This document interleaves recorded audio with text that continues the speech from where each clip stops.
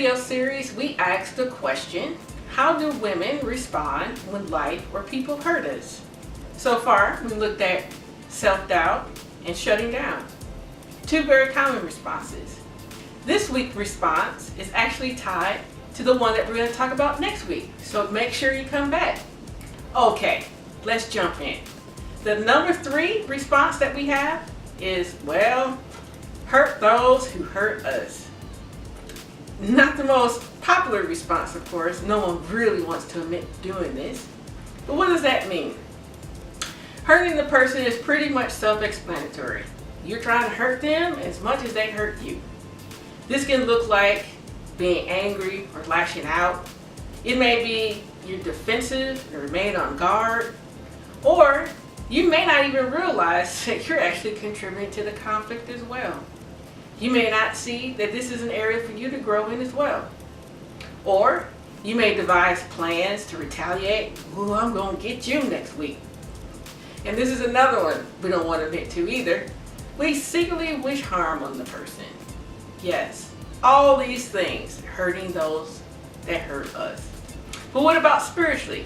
Well, this looks like we don't extend mercy or grace to the person. We may request, which I've done unfortunately, God, intervene on my behalf. Please, vindicate me. Or we may simply lash out to other members in our church. How about, again, we don't recognize our behavior or where God is calling us to grow as well. We may blame church leaders, thinking that they should intervene on our behalf and they're encouraging conflict. And finally, after all these things, we stop being vulnerable and assume others will hurt us too. We commonly see people hurting one another, and guess what? Unfortunately, divorces. I remember when I was younger, I used to love watching the divorce court. I would spend my 30 minutes sitting down, being entertained by people. Of course, it was reenacted, so sometimes I had to roll my eyes because the acting was terrible. But it was still entertaining. I was pulled in. I always thought, man, this never happens in real life. So I kept watching. Well, as I got older, I experienced some form of it. Not me personally, I didn't get a divorce, but I witnessed it. In the middle school, I had a great friend. I would go over to her house a couple times out of the month. I'll go play, we'll do our homework, we'll have dinner. It was a good time. One evening, I went over and as usual, we sat down and had dinner with one another. My friend told me before we had dinner that she got some pretty bad news about her mom. She didn't know specifically what it was, other than that her health wasn't good. So at dinner, we tried to have little jokes to kind of lighten the atmosphere because we knew that her mom wasn't feeling too good. While we were sitting there, her husband came over and gave her a letter. He said, "Hon, open this after dinner. Right now, I just really needed to give you this." Now, of course, her mom didn't listen to her. She thought, well, I'm not feeling too good, so perhaps he's trying to cheer me up. So immediately, she opened up the letter, and as she started to read, she started to cry. And she said, "Why? Why?" I looked up, I'm trying to eat. I was so confused. I'm like, what in the world's going on? And then her dad said, "Kimera, can you please leave? We have to spend some time together as a family." And I was like, okay, clearly I didn't need to see all this. But then I was like, man, I didn't finish my meal. But I listened, I got up, and I left. The next day at school, I waited anxiously for my friend so I could ask her, what happened? What went wrong? She didn't show up. 2 days later, she finally made it to school, and so I asked, "Hey, what happened?" She told me, she said, "As soon as you left, my parents started yelling. My dad wanted the divorce. He told my mom that she was only after his money, that she didn't really love him at all. And to top it all off, he kicked us out of the house." I was like, "What?" And she said, crying hysterically, "He wouldn't even let us take all of our stuff.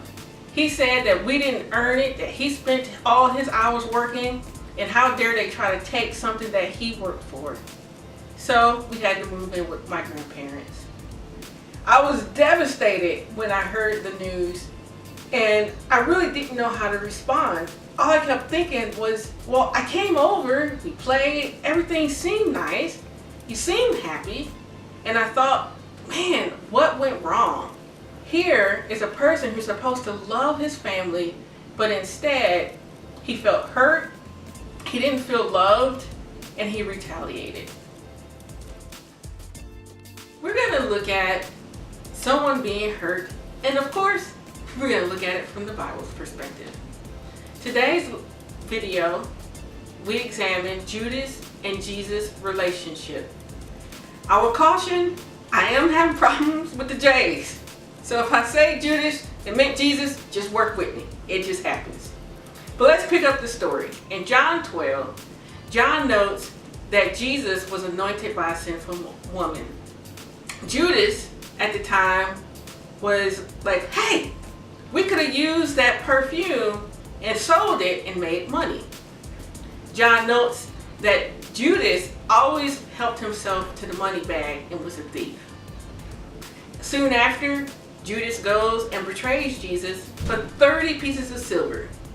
Now you would think that Judas was greedy and focused on money, and that was his motivation for betraying Jesus.